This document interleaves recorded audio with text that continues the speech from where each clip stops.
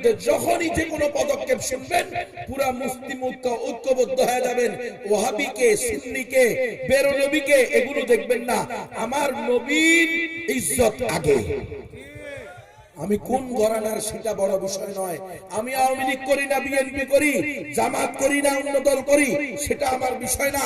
আমার নবীর ইজ্জত রক্ষা করার জন্য আমরা কাউকে ছাড় দিব না। রাসূলের ইজ্জত রক্ষা করতে হবে, রাসূলের ইজ্জত নষ্ট হইতে দেওয়া যাবে না। আমরা হলাম মুসলমান, আমরা বিশ্বাস করি ইসলাম একমাত্র সঠিক ধর্ম, মুসলমান ছাড়া আর কেউ জান্নাতে যাবে না। আমরা বিশ্বাস করি রাসূলুল্লাহ সাল্লাল্লাহু আলাইহি ওয়াসাল্লাম আল্লাহর পক্ষ থেকে যত বিধিবিধান নিয়ে আসেন সেগুলো প্রত্যেকটা আনুগত্যের সাথে, আন্তরিকতার সাথে, শ্রদ্ধা ভরে আমাদেরকে মেনে নিতে হবে, অন্তরের অন্তঃস্থল থেকে সত্যায়ন করতে হবে। তাহলেই শুধুমাত্র আমরা